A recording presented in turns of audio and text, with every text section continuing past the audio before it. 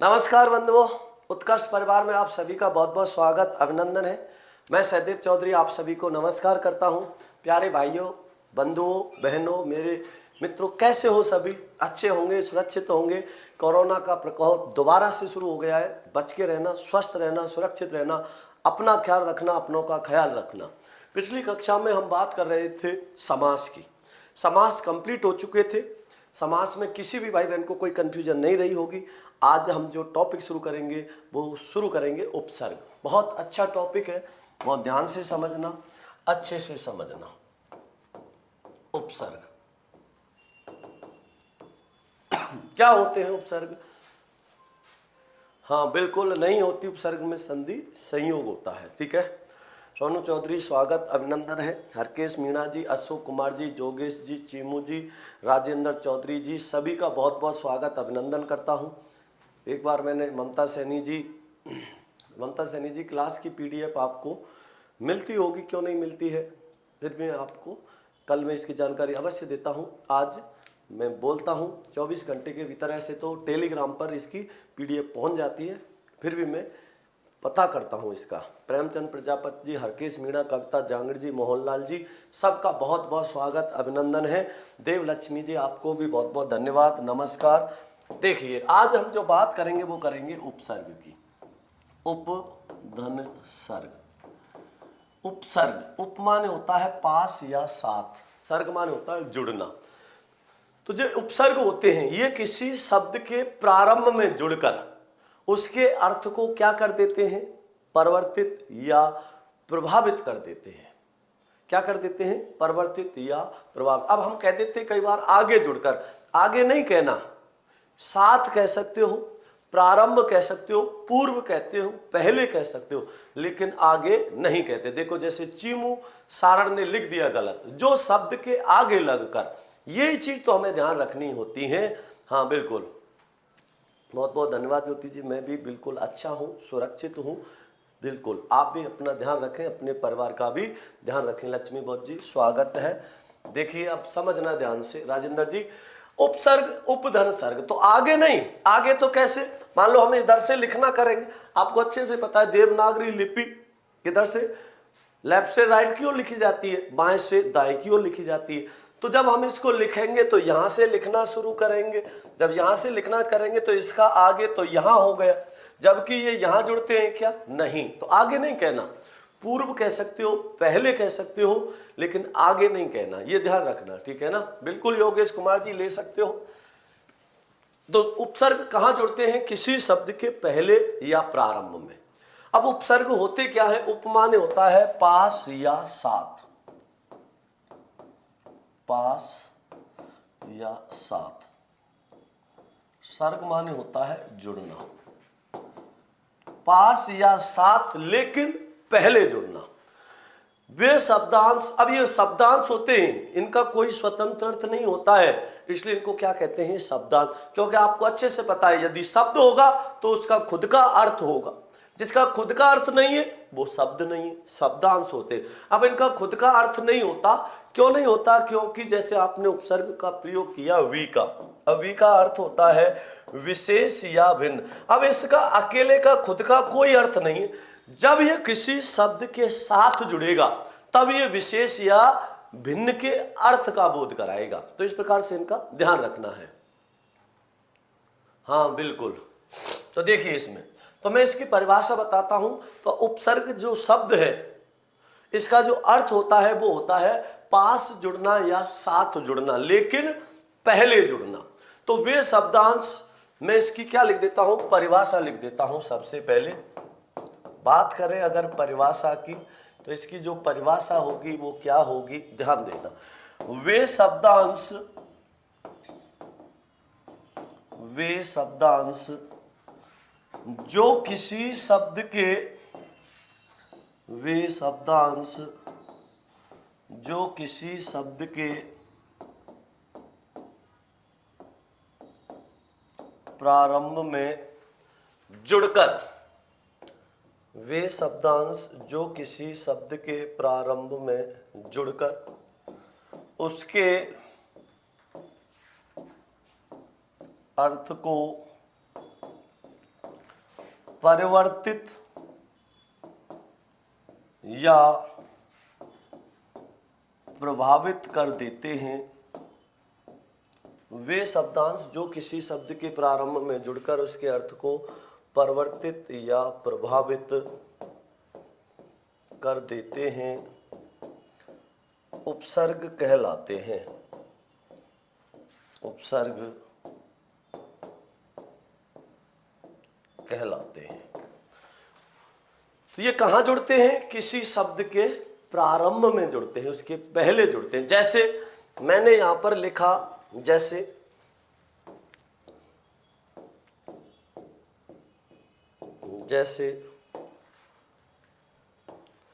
यहां पर समझना, जैसे मैंने उदाहरण लिखा वि धनहार, क्या बना? विहार। विहार का अर्थ क्या होता है? घूमना होता है। इसी प्रकार जब मैंने वि उपसर्ग किसके आगे जोड़ा? धान के आगे। किसके आगे जोड़ दिया? धान के आगे। क्या बना? विधान। विधान का अर्थ क्या होता है? कानून होता है। क्या अर्थ होता है? कानून होता है। तो वे शब्दांश जो किसी शब्द के प्रारंभ में जुड़कर उसके अर्थ को परिवर्तित या प्रभावित कर देते हैं, क्या कहलाते हैं? उपसर्ग कहलाते हैं। बहुत बहुत धन्यवाद योगेश जांगड़ जी। तो आपको ध्यान रखना है, ये जो उपसर्ग होते हैं ये किसी शब्द के प्रारंभ में प्रयुक्त होकर उसके अर्थ को परिवर्तित या प्रभावित कर देते। कैसे किया? ध्यान से समझना। जैसे मैंने लिखा हार। हार शब्द का अर्थ होता है पराजय या गले का आभूषण, लेकिन जब हार शब्द के आगे वि उपसर्ग जोड़ा, इसके जुड़ते ही इसका विहार हो गया। तो हार का अर्थ तो पराजय गले का आभूषण था, लेकिन वी ने इसके साथ जुड़ के इसके अर्थ को परिवर्तित कर दिया, जिसका अर्थ निकला, क्या निकला? ध्यान देना इसको। इसका अर्थ क्या निकला? घूमना। क्या अर्थ निकला इसका? घूमना निकला है। समझना है इसको। वी धन धान। अब धान का अर्थ क्या होता है? अन्न या चावल, लेकिन जब धान शब्द में वी उपसर्ग जोड़ा तो इसने धान के पूरे अर्थ को ही क्या कर दिया? परिवर्तित या प्रभावित कर दिया। विधान। विधान का अर्थ होता है कानून। तो ये क्या करते हैं? जब किसी शब्द में जुड़ते हैं तो उस शब्द का जो अर्थ होता है उसको परिवर्तित या प्रभावित कर देते हैं। तो इसलिए इसका विशेष ध्यान रखना है, अच्छे से समझ लेना है। तो ये बात आपको समझ आ गई होगी। अब इसके बाद बात करते हैं उपसर्ग की विशेषता क्या होती है। अब देखो, जरूरी नहीं कि आपसे परीक्षा में उपसर्ग ही पूछे, उपसर्ग की विशेषताओं को समझाएं, ये पूछ सकता है। उपसर्ग की क्या क्या विशेषता होती है? प्रियंका जी, वी का अर्थ होता है विशेष या भिन्न। विशेष या भिन्न होता है, ठीक है ना? अच्छे से समझो। अब देखो इसकी विशेषता क्या क्या होती है। उपसर्ग की विशेषता है।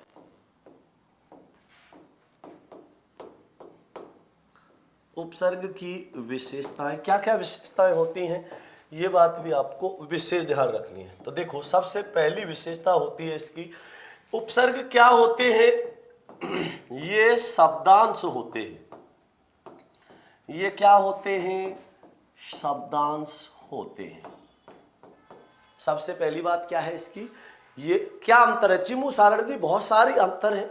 उपसर्ग और प्रत्यय के अंतर की भी बात करेंगे, ध्यान रखना, बहुत विस्तार से बात करेंगे, बिल्कुल नहीं घबराना। उपसर्ग की विशेषता, प्रत्यय की विशेषता क्या है, इनमें क्या क्या अंतर है, ये भी बात करेंगे। उपसर्ग शब्द के प्रारंभ में जुड़ते हैं, वो अंत में जुड़ते हैं।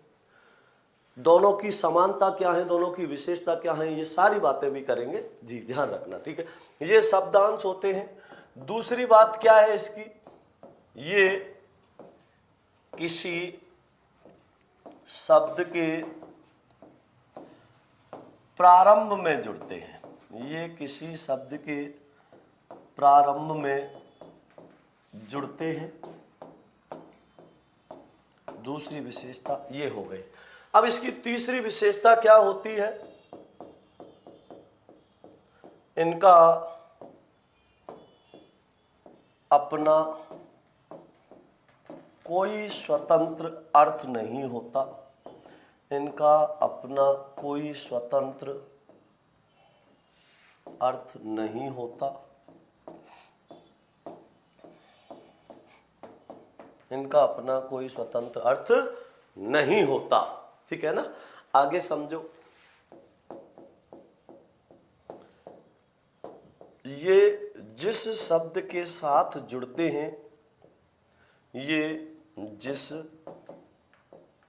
शब्द के साथ जुड़ते हैं,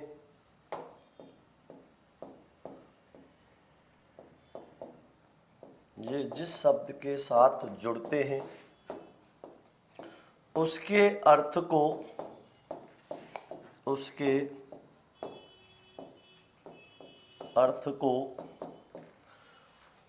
परिवर्तित या प्रभावित कर देते हैं। ये जिस शब्द के साथ जुड़ते हैं उसके अर्थ को परिवर्तित या प्रभावित कर देते हैं।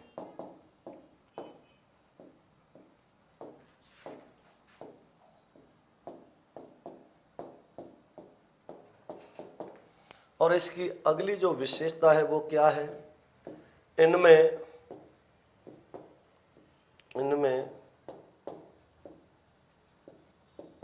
संधि नियम लागू नहीं होता है, सॉरी, इनमें संधि नियम लागू होता है, लागू रहे ये आवश्यक नहीं। प्रत्ययों में संधि नियम लागू नहीं होता, उपसर्गों में संधि नियम लागू रहता है, लागू रहे ये आवश्यक नहीं होता। राजकुमार जी स्वागत, अभिनंदन है। बिल्कुल, उपसर्ग की हमने कितनी विशेषताएं लिखी है? 5। ध्यान से समझना, ध्यान देना। देखिए, सबसे पहली बात, उपसर्ग की पहली विशेषता है ये शब्द नहीं शब्दांश होते हैं। ठीक है ना, आप बात बहुत करते हो, पढ़ते कम हो, यारी दोस्ती और मित्रता पे बहुत ध्यान देते हो, पढ़ लो थोड़ा सा। ठीक है ना, बिल्कुल स्क्रीनशॉट ले सकते हो प्रियंका जी। हाँ बिल्कुल,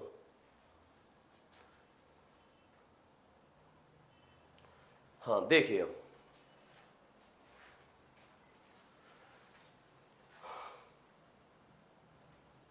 देखिए ये शब्दांश होते हैं, पहली बात। दूसरी, ये किसी शब्द के प्रारंभ में जुड़ते हैं। तीसरी, इनका अपना कोई स्वतंत्र अर्थ नहीं होता। ठीक है ना, ध्यान रखना। ये जिस शब्द के साथ जुड़ते हैं उसके अर्थ को क्या कर देते हैं? परिवर्तित या प्रभावित कर देते हैं। ठीक है ना, ध्यान रखना। इनमें संधि नियम लागू होता है, लागू रहे ये आवश्यक नहीं होता। ठीक है ना, ये भी अच्छे से समझना और ध्यान देना। तो उपसर्ग की ये जो विशेषताएं हैं इनका विशेष ध्यान रखना, अच्छे से पता होना चाहिए। ठीक है ना। हाँ सर, संस्कृत में ही स्त्रीलिंग या पुल्लिंग, प्लीज, पता नहीं क्या पूछना चाह रहे हो, ध्यान दो आगे। तो ये बात आपको समझ आ गई उपसर्ग की विशेषताओं की। अब बात करते हैं उपसर्ग की, भेद की, उपसर्ग के प्रकार की। उपसर्ग के कितने प्रकार होते हैं? 3 प्रकार होते हैं। उपसर्ग के कितने प्रकार होते हैं? 3 प्रकार होते हैं। 3 प्रकार कौन कौन से होते हैं? एक तो होते हैं तत्सम या संस्कृत भाषा के उपसर्ग, तत्सम या संस्कृत भाषा के उपसर्ग। दूसरा जो इनका प्रकार है वो है तद्भव,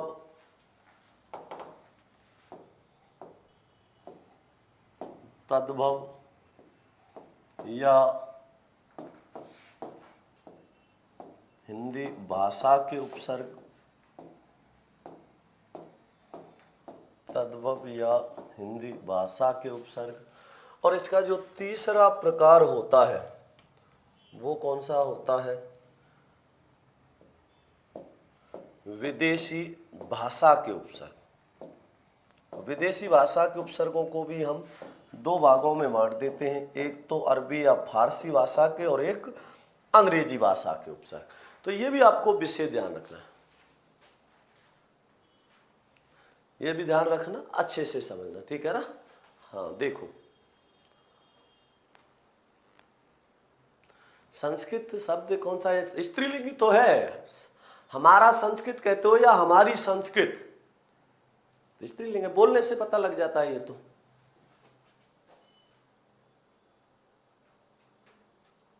सर उपसर्ग का अर्थ होता है ना, जैसे सम का समान।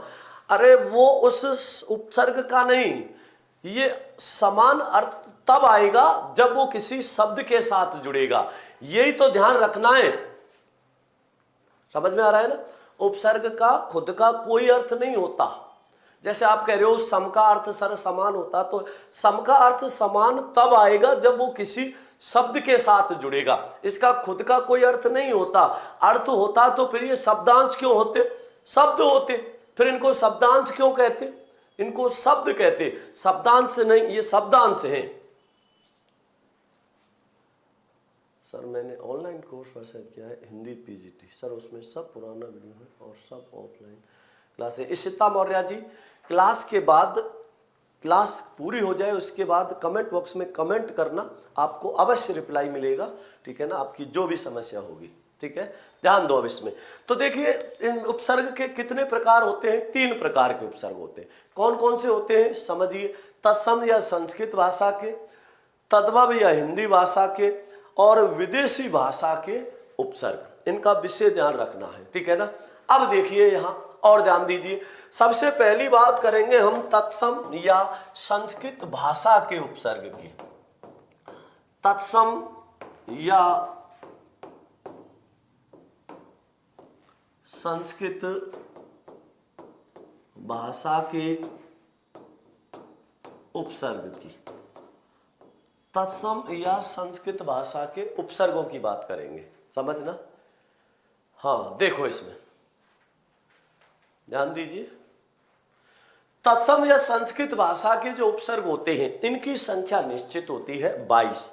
बाकी हिंदी और विदेशी भाषा के उपसर्गों की कोई संख्या निश्चित नहीं होती, तो यह भी ध्यान रखना है, ठीक है ना। तो तत्सम या संस्कृत भाषा के जो उपसर्ग हैं, सबसे पहले तो आपको ये अच्छे से पता होना चाहिए कि होते हैं। क्या बात है, अरे वैसे ही ले लो, मैं मना किया है क्या?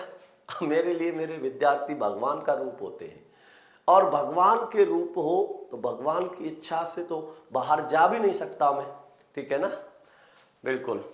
तो तत्सम या संस्कृत भाषा के उपसर्ग, अगर आपको मेरी घड़ी से इतनी प्रॉब्लम है तो मैं इसको उतार के रख देता हूँ, बिना घड़ी के ही पढ़ाता हूँ, ठीक है ना।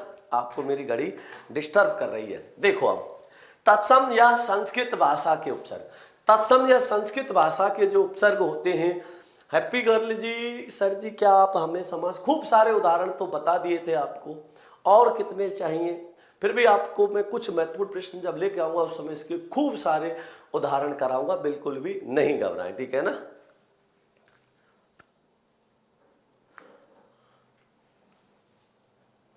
रामकिशन फलेजा जी, बिल्कुल नहीं घबराएं, क्लास की खत्म होने के बाद में कमेंट बॉक्स में कमेंट कर देना, ठीक है ना, बिल्कुल समस्या नहीं रहेगी आपको, ठीक है। अब थोड़ा सा ध्यान दो, तत्सम या संस्कृत भाषा के जो उपसर्ग होते हैं उनकी संख्या कितनी होती है?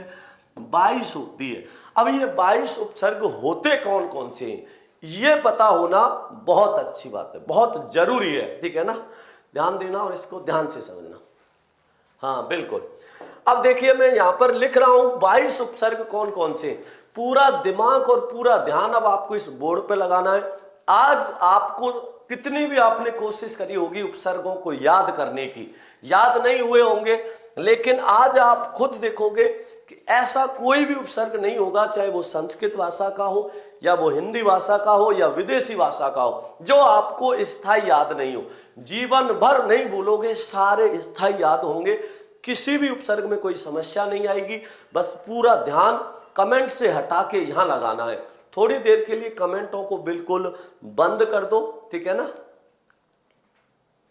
ठीक है ना, अच्छे से समझना। हाँ देखो, तत्सम या संस्कृत भाषा के जो 22 उपसर्ग हैं, मैं इनको बहुत अच्छे से और समझा रहा हूं, इसको थोड़ा ध्यान देना। जो 22 उपसर्ग हैं वो कौन कौन से हैं? तो देखो इन जो 22 उपसर्ग हैं इनको हम कितने भागों में बांट लेंगे? 22 जो उपसर्ग हैं इनको हम 3 भागों में बांट लेंगे। कितने भागों में? 3 भागों में।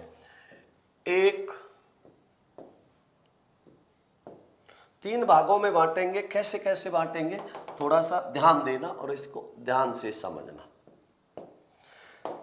कितने भागों में बांटना है हमें इनको? 3 भागों में। तो 1 2 3। अब ये ऐसे क्यों लिखा?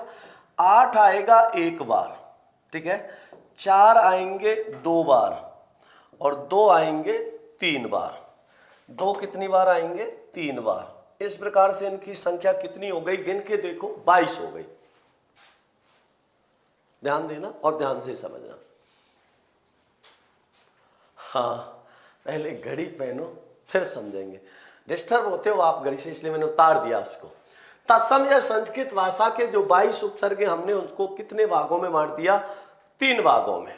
3 भाग कौन कौन से हैं? 1 2 3। 8 कितनी बार आया? 1 बार। 4 कितनी बार आए? 2 बार। और 2 कितनी बार आए? 3 बार। इसलिए इसको मैंने ऐसे लिख दिया, ठीक है। अब समझो, इसमें 8 जो उपसर्ग होते हैं वो कौन से होते हैं? ए वाले होते हैं। 8 जो उपसर्ग होंगे वो कौन से होंगे? ए वाले होंगे। अब ए वाले जो 8 उपसर्ग होंगे वो कैसे कैसे होंगे, ये भी ध्यान देना। 3 तो होंगे तय वर्ग के, 3 होंगे पै वर्ग के। जब 3 3 बराबर हो जाएंगे तो हम क्या कहेंगे? अब आ। अच्छे से समझना, ध्यान देना। 8 उपसर्ग होंगे। 8 जो उपसर्ग होंगे वो कौन कौन से होंगे? बड़े ध्यान से समझना, ठीक है। 8 जो उपसर्ग हैं वो ए कॉमन रहेगा, ए के बाद में आने वाले, ठीक है ना, ध्यान से समझना। 8 होंगे वो ए वाले होंगे, जिसमें से 3 तय वर्ग के होंगे, 3 पै वर्ग के होंगे। जब 3 3 बराबर हो जाते हैं तो हम क्या कहते हैं कि 3 तुम हो गए, 3 हम हो गए। अब आ, तो ए तो कॉमन रहेगा नहीं रहेगा, इसको समझिए।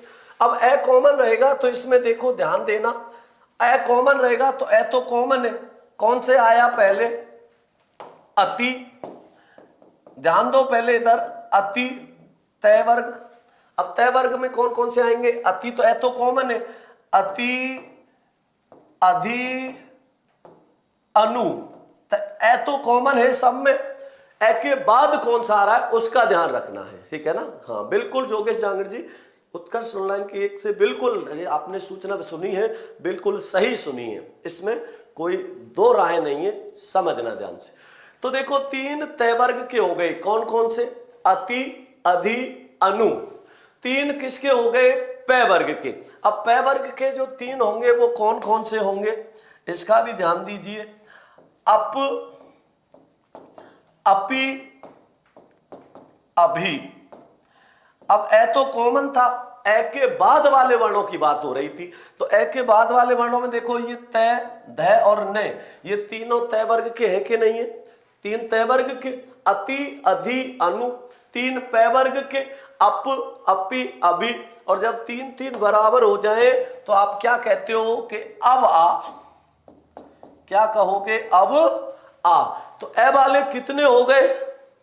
ध्यान से समझना।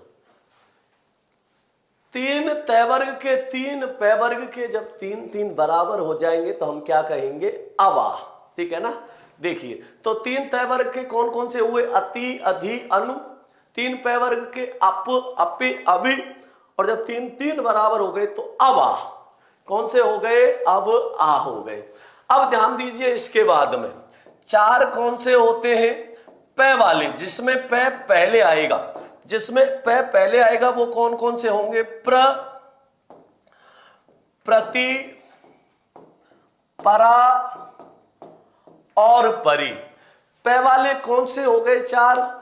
सोच लेना ध्यान से, इसको याद करना है। तो पै वाले 4 हो गए, प्र, प्रति, परा, परि। प्र, प्रति, परा, परि। अब इसके बाद 4 कौन से होते हैं? 4 जो होंगे वो कौन कौन से होंगे, इसका भी आपको विशेष ध्यान रखना है। इसको बहुत अच्छे से और ध्यान से समझ लेना, बहुत महत्वपूर्ण नियम है, आपको रटना नहीं है कुछ भी, इसको समझना है। 4 हो जाएंगे, निर और निस। निर और निस, दुर और दुस, निर और निस, दुर और दुस। तो हमने अभी बात किसकी करी है? 8, 4 और 4 की करी है, ठीक है ना? अच्छे से समझो, ध्यान से समझो इसको, ठीक है? 4 कौन से हो गए? पे वाले। कौन कौन से? प्र, प्रति, परा, परी। 4 हो गए निर और निस, दुर और दुस। 2 होते हैं ऊ वाले। 2 कौन से होते हैं? ऊ वाले। ऊ वाले 2 कौन कौन से होंगे? उद और उप। ऊ वाले 2 कौन कौन से हो जाएंगे? उद और उप। 2 होते हैं सै वाले। 2 सै वाले कौन कौन से हो जाएंगे? सु और सम। सु और सम। जो 2 बाकी रह गए वो कौन से हो जाते हैं? नी और वी। जो 2 बाकी रह गए वो कौन से हो जाते हैं? नी और वी। अब ये कितने हो गए? 22 हो गए। तो एक बार इसका स्क्रीनशॉट ले लेना, अच्छे से पढ़ लेना, ठीक है ना? हाँ बिल्कुल। तो ये 22 उपसर्ग होते हैं, इसको भी ध्यान से और अच्छे से समझना, ठीक है? ये बात समझ आई नहीं आई? एक बार इसका स्क्रीनशॉट ले लो, ठीक है ना? स्क्रीनशॉट लेने के बाद में फिर एक बार समझो, याद हो जाएंगे फिर आपको ये सभी के सभी।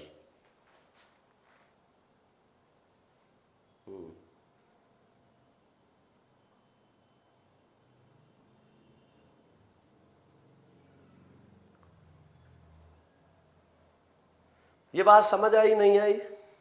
ध्यान देना, इसको ध्यान से समझना। बिल्कुल अच्छी बात है कविता जांगड़ जी, नोट बनाओ, अच्छे से पढ़ो, ध्यान से पढ़ो, ठीक है ना? हाँ आएगा, बिल्कुल आएगा, दोबारा से समझना। देखो 22 उपसर्गों को हमने 3 भागों में बांटा, 1, 2, 3, ठीक है ना? अब 1, 2, 3, 8 कितनी बार आया? 1 बार। 4 कितनी बार आए? 2 बार। 2 कितनी बार आए? 3 बार। 8 ए वाले होते हैं जिसमें ए कॉमन रहता है, ठीक है ना? अब ए कॉमन है तो 3 तवर्ग के होंगे, 3 पे वर्ग के। ए कॉमन रहेगा, तवर्ग के 3 कौन कौन से हैं? अति, अधि, अनु। पे वर्ग के कौन से होंगे? एक आगे आएगा पीछे वाला, ठीक है ना? अप, अपि, अभी। जब 3 3 बराबर हो जाए तो फिर क्या कहते हैं? अवा। तो ए वाले 8 हो गए। बाद में पे वाले प्र, प्रति, परा, परि। प्र, प्रति, परा, परि। 4 होते निर और निस, दुर और दुस। 2 होते उ वाले उद और उप। 2 होते सह वाले सु और सम। 2 जो बाकी रह जाएं वो कौन सा होगा? नी और वी होगा। इसका भी आपको विशेष ध्यान रखना है, अच्छे से समझना है। ये भी आपको अच्छे से समझ आ गया होगा। अब बताइए कोई कंफ्यूजन है क्या? ये 22 आपको विशेष ध्यान रखने हैं, अच्छे से ध्यान रखने, ठीक है ना? अब समझो ध्यान से। अब इसमें बात करेंगे सबसे पहले एक एक उपसर्ग की, जिसमें सबसे पहला जो उपसर्ग होगा वो होगा अति। और अति का अर्थ होता है अधिक। अति का अर्थ क्या होता है? अधिक होता है। अब देखिए अति में कुछ उदाहरण लिख लेते हैं हम, जैसे अत्यल्प। अत्यल्प का मतलब होता है बहुत कम। अतिक्रमण,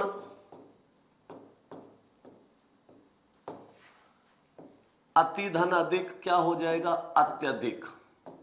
तो अति का मतलब होता है अधिक, ठीक है ना? अच्छे से समझो।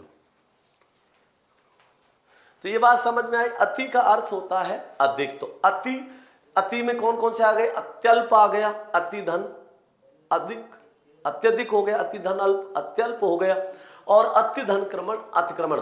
अब देखो मैंने आपको क्या विशेषता बताई थी, इनमें संधि नियम लागू रहता है, लागू रहे ये आवश्यक नहीं। यहां संधि नियम लग रहा है अति धन अल्प, यण संधि है, यहां भी लग रहा है यण संधि, लेकिन यहां नहीं लग रहा।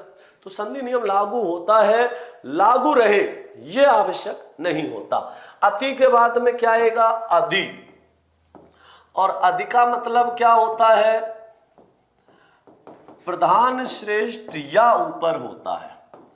अधि का मतलब क्या होता है? प्रधान, श्रेष्ठ या ऊपर होता है। अब देखो कुछ अधि के उदाहरण लिखेंगे, ध्यान से समझना। जैसे अधि धनाक्ष क्या हो जाएगा? अध्यक्ष हो जाएगा। अधि धनाक्ष क्या हो गया? अध्यक्ष हो गया। अध्यक्ष कौन होता है? तो प्रधान होता है। अधिधन्त्य का क्या हो गया? आदित्य का। आदित्य का कहते हैं पर्वत के ऊपर की समतल भूमि। अधिधनकार क्या हो जाएगा? अधिकार हो जाएगा।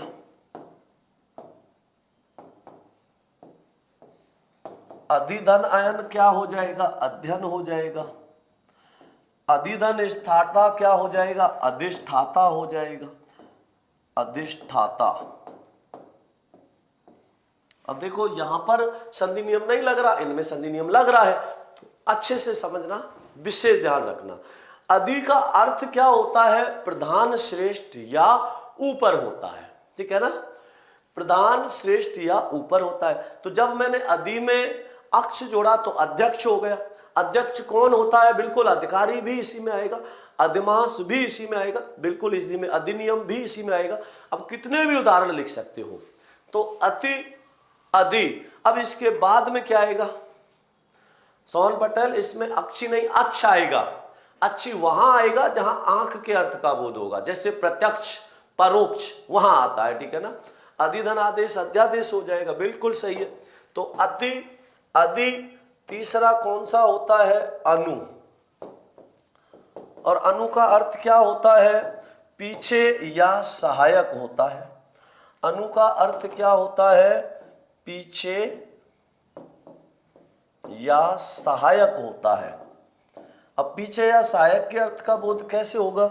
जैसे लिखो इसमें, अनुगमन। अनुगमन मतलब पीछे पीछे गमन करने वाला, चलने वाला।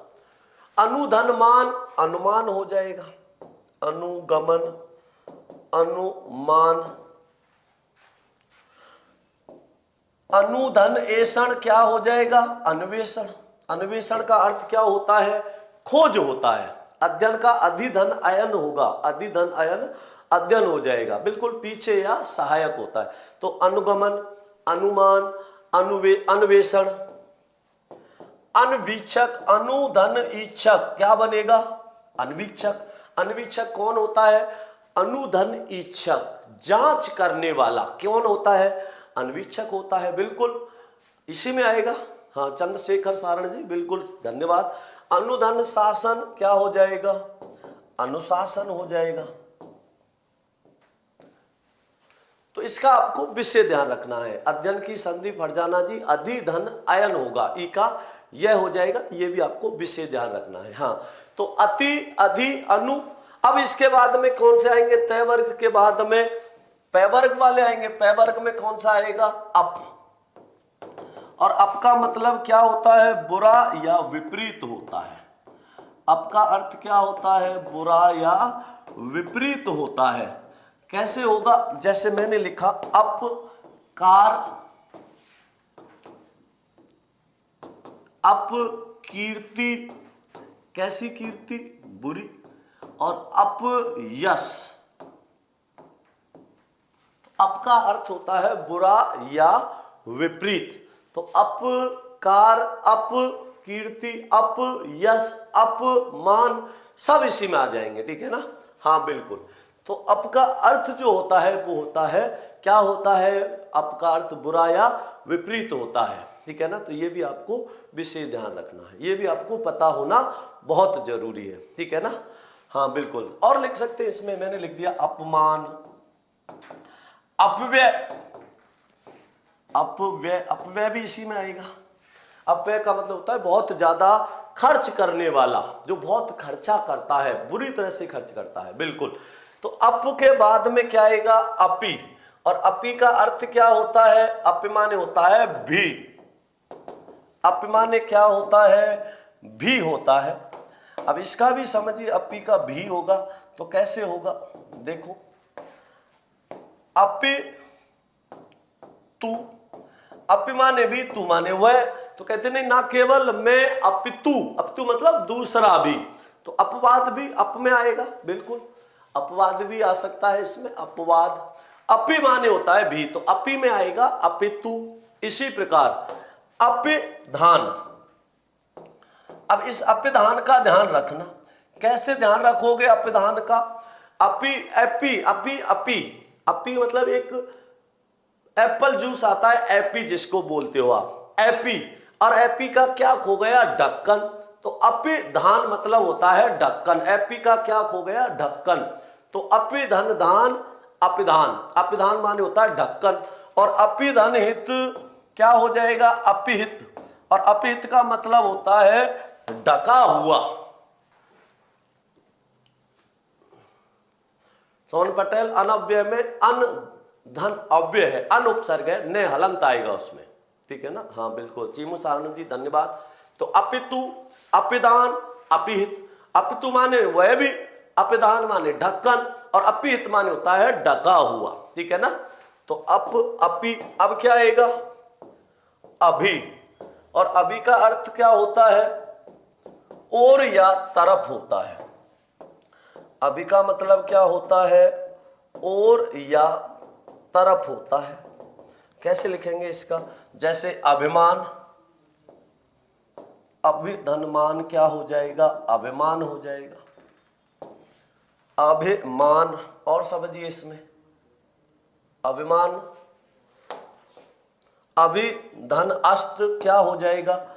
अभ्यस्त हो जाएगा। अभिधनमान क्या हो गया? धर्मेंद्र परिहार जी बंद नहीं हुई है, आज कुमार गौरव भाई की क्लास चलेगी 9 से 11, तो 9 बजे से आज कुमार भाई की है, ठीक है? इस वजह से आज मेरी क्लास का ऑफ रखा है, कुमार भाई के 1000 प्रश्न, कुछ प्रश्न लेकर आ रहे हैं इस वजह से, ठीक है? बिल्कुल। अभिसार, कल जो क्लास 9 बजे वाली चलती है वो कल उसका टाइम वही रहेगा यथावत, ठीक है ना? हाँ, तो ये भी विषय ध्यान रखना बिल्कुल। तो अभिमान, अभ्यस्त, अभिसार, अभिज्ञान, अभिनाम, अभी ये सभी इसमें, अभ्यस्त भी इसी में आएगा, अभिधनस्त, अभ्यस्त, तो ये भी आपको विषय ध्यान रखना है। अभियुक्त बिल्कुल इसी में आएगा, अभिभावक भी इसी में आएगा, तो ये भी ध्यान रखना। हाँ, मैं बोल देता हूं, जय माता जी, कुशल जांगिड़ जी, आप मुझे कहो ना क्यों ऐसे घबराते हो? आगे देखिए अगला कौन सा है? अप, अपि, अवि, अब का मतलब क्या होता है? इसका अर्थ भी बुरा या विपरीत होता है। इसका अर्थ भी क्या होता है? बुरा या विपरीत होता है। देखो इसको भी ध्यान से समझना,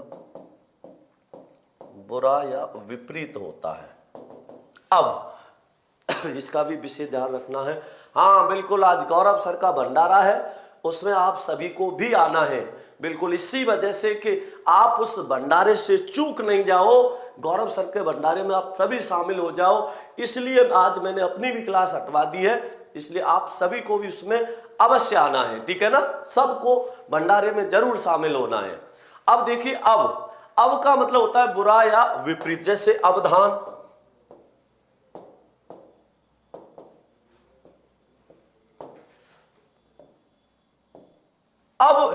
अब जैसे मैंने लिखा अब हेलना, बिल्कुल इसी में आएगा, बुरा या विपरीत होता है। आपने उसकी क्या कर दी थी? अवहेलना कर दी।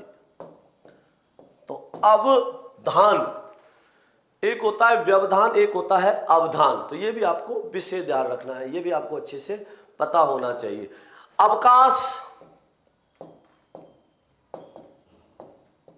अवकाश, तो अब का अर्थ क्या है? बुरा या विपरीत होता है, तो ये भी आपको विशेष ध्यान रखना है। हाँ बिल्कुल, चप्पल जूतों का विशेष ध्यान रखना, कहीं भंडारे में आपके खो ना जाए, ठीक है ना? हाँ, ये भी आपको विशेष ध्यान रखना है। सोन पटेल नहीं होगा, करके देखो, निकलेगा ही नहीं, आप जो बताना चाह रहे हो उस हिसाब से नहीं हो पाएगा। हाँ बिल्कुल, आज के पेपर में रामनिवास कुशवाहा जी ने कह दिया कि सर कुमार गौरव भाई के साथ आज के पेपर में किसकी खोपड़ी में छेद करेंगे? पेपर की में, बिल्कुल बस यही रखना है ध्यान। अब के बाद में क्या आएगा? आ आएगा, और आ का मतलब क्या होता है? तक होता है। आ का मतलब क्या होता है? तक होता है। अब इसको भी ध्यान से समझना, जैसे मैंने लिखा आमरण, मरने तक, आभरण, भरने तक, आकंठ, कंठ तक, आमरण, मरने तक, हाँ बिल्कुल, अवधान, अवधान, अवधान, बिल्कुल अवधान आएगा, क्यों नहीं आएगा, बिल्कुल आएगा। हाँ फरजाना खान जी बिल्कुल। देखो आज की तो क्लास है, लेकिन 8 बजे वाली जो क्लास है वो शनिवार और रविवार को नहीं होती है, जो सोमवार से शुक्रवार तक चलती है, 8 बजे वाली जो स्कूल की क्लास होती है, ठीक है ना। कल 9 बजे होगी, कल 9 बजे वाली क्लास होगी, कल शनिवार है, कल 9 बजे वाली तो होगी, ठीक है ना, ये भी ध्यान रखना। देखो आगमन, आगमन, आ धन गमन क्या होगा, आगमन हो जाएगा, तो ये भी आपको विशेष ध्यान रखना है। कविता जांगड़ जी क्या कहना चाह रहे हो आप, क्या कहना चाह रहे हो, बिल्कुल पूछो, क्यों नहीं पूछोगे आप। आजीवन इसी में आ जाएगा, आजीवन, तो ये भी आपको विशेष ध्यान रखने। तो अभी हमने बात जो करी है वो कितने उपसर्गों की करी है, 8 उपसर्गों की। 8 उपसर्ग कौन कौन से हैं, आविष्कार नहीं आएगा महेंद्र शाह पटौदी वालों, आवी है धनकार होता है आविष्कार, तो ठीक है ना, ये नहीं आएगा। हाँ बिल्कुल, आजीविका बिल्कुल, आजीवन, आगमन बिल्कुल इसमें ही आएंगे, हाँ ध्यान रखना इसी में आएंगे। अब ध्यान देना इसमें, देखो हमने जो बात करी है अभी वो ए वाले 8 उपसर्गों की बात करी है, ठीक है ना, हाँ बिल्कुल। 8 जो उपसर्ग हैं वो कौन कौन से हैं, ए वाले, अति, अधि, अनु, अप, अपि, अभि, और इसके बाद में अब आ होता है, हाँ बिल्कुल। देखिए इसमें राजकुमारी घिंटाला जी बहुत बहुत स्वागत, अभिनंदन है। आप अपनी चप्पलों का विशेष ध्यान रखना, क्योंकि सबसे पहले चप्पल आपकी ही गुम होंगी, आपको विशेष ध्यान रखना है, ठीक है ना। हाँ तो देखो अति, अधि, अनु, अति का अर्थ होता है अधिक, अधि प्रधान या श्रेष्ठ या ऊपर, अनु पीछे या सहायक होता है। इसके बाद में अप बुरा या विपरीत होता है, अपि माने भी होता है, अभि माने और या तरफ, अब माने बुरा या विपरीत, और आ माने तक होता है। तो अभी हमने 8 उपसर्गों की बात करी है, उपसर्ग की विशेषता क्या होती है, उपसर्ग क्या होते हैं, ये सारी बातें कर चुके, इसके आगे की चर्चा करेंगे कल। तो आज के लिए सभी भाई बहनों को नमस्कार, धन्यवाद, जय श्री कृष्णा, राधे राधे।